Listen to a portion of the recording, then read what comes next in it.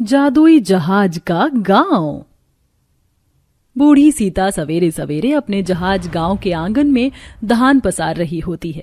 तभी पड़ोसन बिंदिया कहती है, क्या बात है सीता काकी, आज तो बड़े सवेरे सवेरे इतना सारा धान धोकर पसार दिया। तभी राकेश कंधे पर कुदाल लिए बाहर निकलते हुए कहता है, अरे बिंदिया, तुमको पता नहीं है क्या, सीता काकी बड़ी फुर्तीली हैं, अभी से फंगुए की तैयारी में जुट गई हैं। हाँ, क्यों काकी, मुझे भी मालपुआ पूरी खिलाओगी? अरे काहे नहीं खिलाऊंगी बिटवा, राम जी की दया से अब तो हमारे गरीब गांव के भाग्य बदल गए हैं।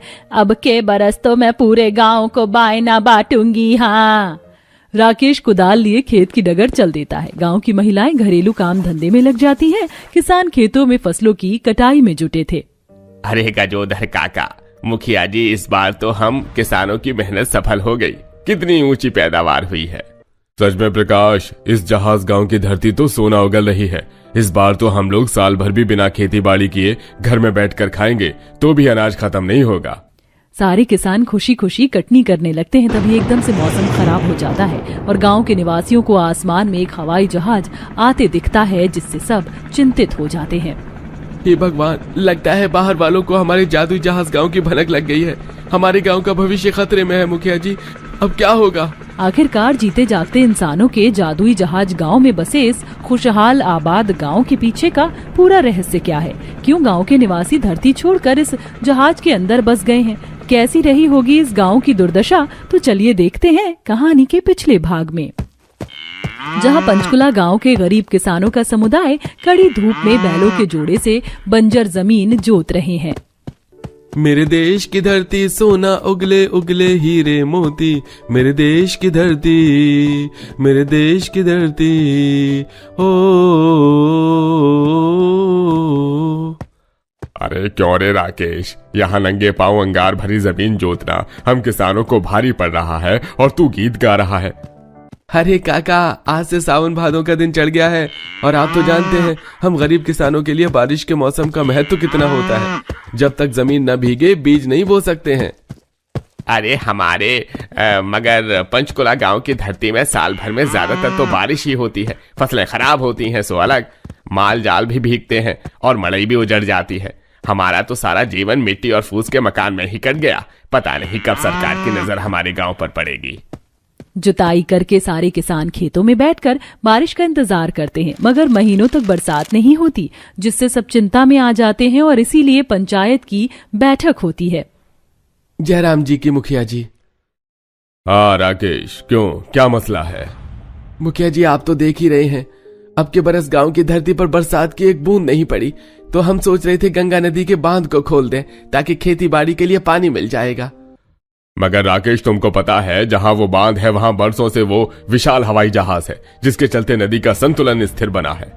मगर मुखिया जी, ये हवाई जहाज का खतरा तो हो गया है। एक जमाना था जब वो काम लायक था, अब नहीं रहा। अगर मौसम रहते खेती नहीं हुई तो हमारा पूरा गांव दाने दाने को तरसेगा, तो सोच लीजिएगा।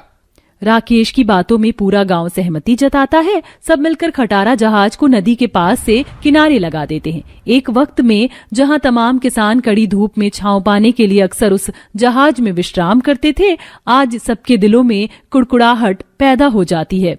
चलो जल्दी से बांध खोलो। राकेश, अभी रुक जाओ, बांध मत खोलो। आसमान का रुख देखकर ऐसा लग रहा है कि आज घनघोर बारिश होगी। कहीं ऐसा ना हो कि बांध खोलने के बाद एकदम से इंद्र देवता बरस पड़े तो पूरे गांव में तबाही आ जाएगी। अरे काकी, तुमको बड़ा मौसम की खबर है, जैसे कि मौसम विभाग में काम करती हो। अरे कोई बरसात नहीं आने वाली है और प्रतीक्षा करना व्यर्थ है। राकेश बांध खोल देता है, जिससे खेतों तक पानी पहुंच जाता है। मगर रातों रात जोरदार बारिश से पूरे गांव में सैलाब आ जाता है। सबके घर तिनकों की जैसे नष्ट हो जाते हैं। पूरे गांव में पानी भर जाता है। माँ, पिताजी, मुझको बचाओ। मैं डूब रही हूँ। अजी कुछ करो, इमली मेरी बिटिया, मैं आ रही हूँ। राजू, चिंकी बेटा, इस लकड़ी के तख्त पर बैठ जाओ और किसी तरह उस जहाज के पास पहुंच जाना।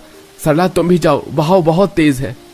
नहीं जी, मैं आपको छोड़कर नहीं जाऊंगी। मेरी चिंता मत करो सरला, जाओ। पूरा गांव अपनी अपनी जान बचाकर उसी जहाज के अंदर भर जाते हैं जहां दुख, कष्ट, खून, पसीना और रोना था।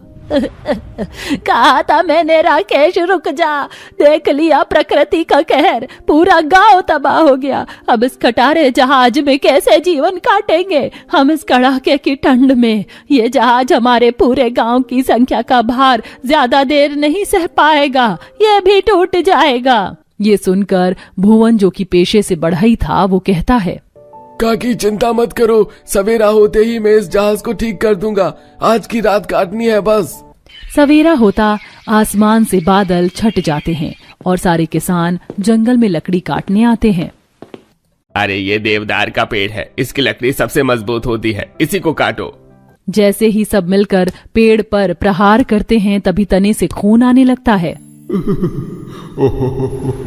ठहरो, मुझे मत काटो, क्या तुम नहीं जानते कि पेड़ों में प्राण होता है?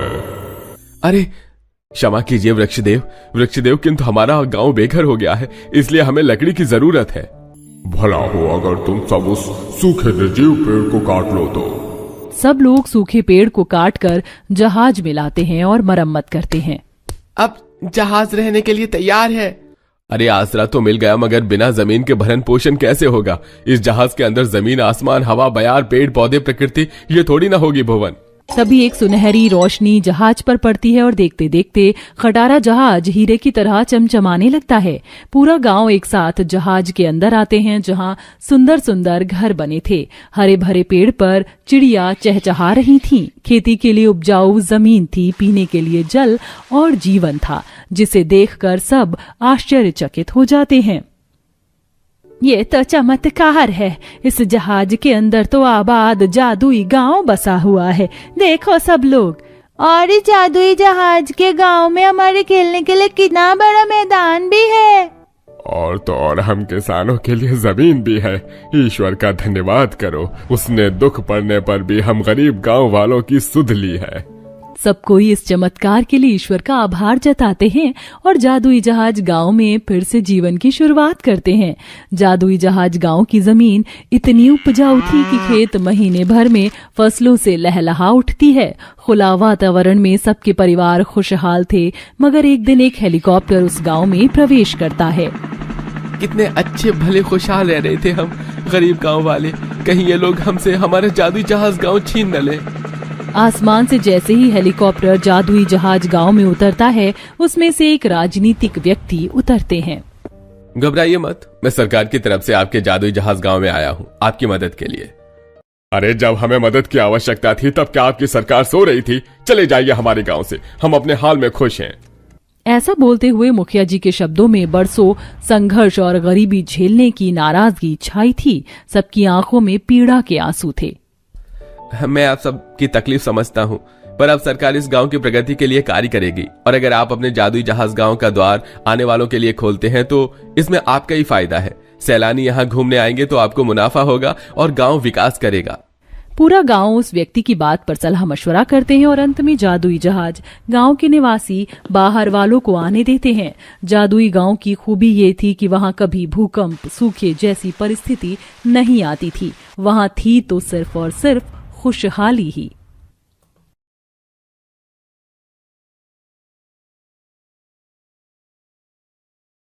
हेलो गाइस, मैं हूँ आपकी अपनी निधि। आज हम सीखेंगे पार्टी वेयर मेकअप ट्यूटोरियल। सबसे पहले हम लगाएंगे कंसीलर, फिर कम्पैक्ट और ब्लेंडर से ब्लेंड करेंगे। मैं यहाँ total makeup product Nykaa brand के यूज कर रही हूँ। निधि मेकअप करती हुई ब्लॉग बना रही होती है, तभी उसकी बहन कुमकुम हाथों में झाड़ू पोछा लेकर कमरे में आती है, जिससे वो भड़क जाती है। कुमकुम, मैंने तुम्हें कितनी बार कहा है ना कि मेरे कमरे में बिना नॉक किए मत आया करो। मैं ब्लॉग बना रही थी, सारी मेहनत पर मिट्टी डाल दिया, जाहिल गवार कहीं की। निधि, मुझे बिल्कुल अंदाजा नहीं था कि तुम ब्लॉग बना रही थी। मैं बाद में आ जाती हूँ।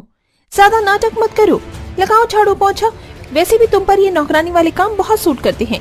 तुम बहन जी को तो कोई रमेश टाइप का लड़का ही मिलेगा। मैं तो खूबसूरत हूँ, कोई अमीर ज्यादा लड़का चुनकर शादी करूंगी, जो शादी के बाद मेरे नखरे उठाएगा।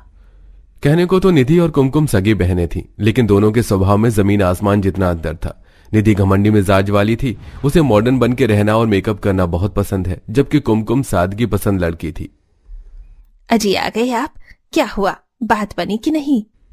यशोदा, भगवान की दया से बात तो बन गई। दोनों बेटियों का रिश्ता एक ही खानदान के 2 भाइयों से लगा है, मगर एक दुविधा है।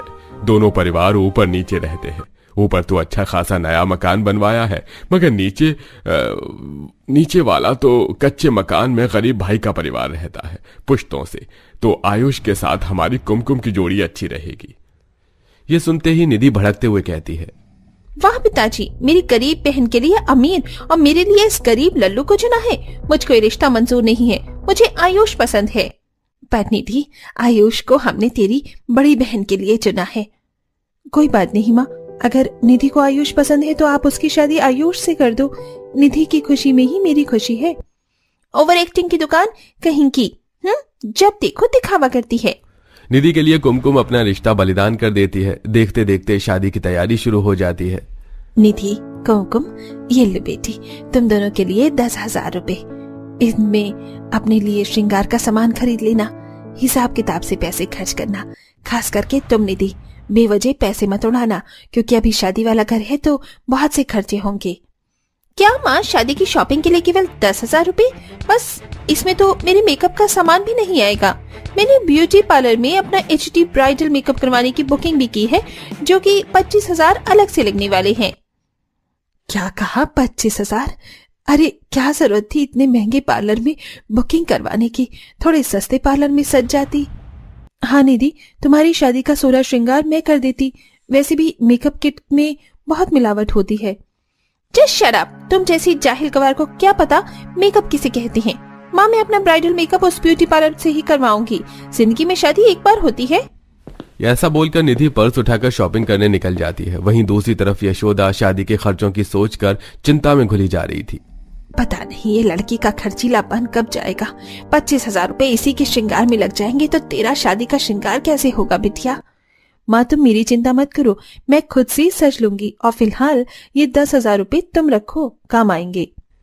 निधि की तरह कुमकुम के दिल में भी अपनी शादी में ब्यूटी पार्लर से सजने संवरने का अरमान था, लेकिन वो हालात के साथ समझौता कर लेती है। शादी वाला दिन आ जाता है। Nidhi standard hi fi beauty parlour से मेकअप करवाती है, जबकि कुमकुम अपने हाथों से 16 श्रृंगार करती है। कुमकुम बेटी, तू तैयार हो गई? हाँ माँ, मैं तैयार हूँ। कुमकुम को दुल्हन के रूप में सजा देखकर यशोदा का दिल भर आता है। बिल्कुल जूही की कली लग रही है। इस 16 श्रृंगार में तेरा रूप कितना खिलकर आया है, कहीं तुझे मेरी नजर न लग जाए। माँ, भला बेटी को माँ की भी कभी नजर लगती है क्या? देख, बारात दरवाजे पर आ गई और अभी तक तेरी बहन का सजना खत्म नहीं हुआ, पता नहीं कहाँ रह गई। देखो, मेरा 16 श्रृंगार ऐसे करना कि मेरे मेकअप के आगे मेरी बहन फीकी पड़ जाए। श्योर निधि, बिल्कुल लॉन्ग लास्टिंग HD मेकअप किया है, सो डोंट वरी। निधि सज धज कर गुरूर से शादी के मंडप में आती है। दोनों बहनों की दोनों भाइयों देव आयुष से शादी होती है और दोनों ससुराल आ जाती हैं, जहां गरीब कौशल्या कच्चे मकान में कुमकुम का गृह प्रवेश करवाती है। आओ मेरे घर की लक्ष्मी, तुम्हारा तुम्हारे गरीब ससुराल में स्वागत है। कुमकुम गृह प्रवेश करके सास के पैर छूती है। वहीं ऊपर वाली मंजिल पर घमंडी शारदा अपनी बहू निधि की नजर उतारती है। वारे जावा, देखो तो चांद का टुकड़ा है मेरी निधि बहू। 16 श्रृंगार रचाकर कितनी खूबसूरत लग रही है। आज तो मेरे घर में चांद उतर आया है। अपनी 16 श्रृंगार की तारीफ सुनकर निधि फूली नहीं समाती। सासू माँ, ये तो आपका बड़ापन है, मैं इतनी भी खूबसूरत नहीं। अरे बहू, हीरे की परख तो जहरी को ही होती है। ये लो, ये रानी हार मेरे हीरे जैसी बहू के लिए। थैंक यू सासू माँ। डायमंड सेट देखकर निधि के मन में लड्डू फूटने लगते हैं। उसी प्रकार ऊपर नीचे दोनों बहनों की सुहागरात होती है, जहां देव कुमकुम का घूंघट उठाकर कहता है, यकीन नहीं होता कि मुझ गरीब की तकदीर इतनी अच्छी है। तुमने जो मेरे नाम का 16 श्रृंगार रचाया है, उसके आगे आसमान में होगा चांद भी जल रहा है। ये छोटा सा भेंट तुम्हारे लिए। जी धन्यवाद। ऐसा बोलते हुए कुमकुम शर्म से नजर झुका लेती है। वहीं दूसरी तरफ निधि को देखकर आयुष कहता है, क्या हुआ आयुष, तुम दूर क्यों जा रही हो? निधि, तुम प्लीज अपना मेकअप उतार के आओ। एकदम भूत जैसा चेहरा बना रखा है तुमने। कुमकुम भाभी जैसा हल्का श्रृंगार क्यों नहीं किया था तुमने? कितनी सुंदर लग रही थी वो। कुमकुम का नाम सुनते ही निधि खफा होकर सो जाती है। अगले दिन शारदा मुंह दिखाई का महंगा सा जोड़ा लेकर निधि के कमरे में दाखिल होती है। निधि बहू, आज मोहल्ले की औरतें मुंह दिखाई के लिए आ रही है तेरी। अभी थोड़ी देर में पार्लर वाली आ जाएगी तो अच्छे से 16 श्रृंगार करवा लेना और मेकअप हल्का रखना, अपने ब्राइडल मेकअप की तरह गाढ़ा मत करवाना। जी सासू माँ। ठीक है, मैं नीचे न्योता देकर आती हूँ। शारदा सीढ़ियों से नीचे उतर के आती है जहाँ कुमकुम धुएं में चूल्हे पर चाय बना रही थी, इसलिए वो कौशल्या की गरीबी का मजाक उड़ाती है। अरे ये क्या कौशल्या, अभी तुम्हारी बहू के हाथों की मेहंदी भी नहीं छूटी और चूल्हे चौके में उलझा दिया। खैर, मेरी बहू की मुंह दिखाई है, आ जाना दोनों सास बहू और जरा 16 श्रृंगार करके आना। मैंने तो अपनी बहू के लिए घर पर ही पार्लर वाली बुलवाई है। वैसे तो मैंने भी बहू की मुंह दिखाई रखी है, मगर पहले हम आपके यहाँ आ जाएंगे। ऐसा कहते हुए कौशल्या का मन भारी हो जाता है। वो छलकते हुए आंसुओं से कहती है, कुमकुम बहू, मुझे क्षमा कर देना। वैसे तो रिवाज है शादी के बाद सास नई बहू को श्रृंगारदानी देती है, मगर तुम्हारी एक गरीब सास असमर्थ है, इसीलिए ये पुरानी श्रृंगारदानी दे रही हूँ। मेरी लाश तुम्हारे हाथों में है। माँ जी, एक औरत का असली श्रृंगार तो पति के नाम का चुटकी भर सिंदूर होता है, मगर मैं 16 श्रृंगार करूंगी। कुमकुम अपने हाथों से घी से काजल बनाती है, फूलों की रस से लिपस्टिक, कुमकुम की बिंदी बनाती है और 16 श्रृंगार कर लेती है। माँ जी चलिए, मैं तैयार हो गई। कुमकुम बहू, अभी एक श्रृंगार छूट रहा है, महावर मैं लगा देती हूँ। कौशल्या कुमकुम को महावर लगाती है। दोनों मुंह दिखाई में जाती हैं जहाँ पड़ोसन ने निधि के मेकअप की खिल्ली उड़ा रही थी। अरे बहन, तुम्हारी बहू ने कितना गाढ़ा श्रृंगार रचाया है, ऐसा लग रहा है चेहरे पर चूना पोत लिया है। सुषमा बहन, आजकल की मॉडर्न बहू ये क्या जाने 16 श्रृंगार की मान्यता। देखो जरा, इसके तो पैर भी सोने हैं। इतना कहने के बाद निधि भड़क जाती है। आंटी जी, अगर आप लोगों की टिप्पणी खत्म हो गई हो तो आप चुप हो जाइए, मुझे ऐसा ही मेकअप पसंद है। दैया रे दैया, देखो जरा शारदा की बहू कितनी घमंडी है। चलो बहनों, चलते हैं यहाँ से। सभी पड़ोसने नीचे आती हैं जहाँ कुमकुम की मुंह दिखाई होती है। पड़ोसने उसके 16 श्रृंगार की प्रशंसा करती हैं। कौशल्या बहन, बहू तो एकदम चांद का टुकड़ा है। देखो कितना नूर है इसके सूरत पर। ये लो बहू तुम्हारे लिए। जी धन्यवाद आंटी जी। इसी तरह मुंह दिखाई खत्म होती है। समय गुजरता है। कुमकुम कुशल बहू की तरह गृहस्थी संभालती है। वहीं निधि दिन रात किटी पार्टी मेकअप में पैसे उड़ाती रहती है। एक दिन शारदा उसे टोकती है।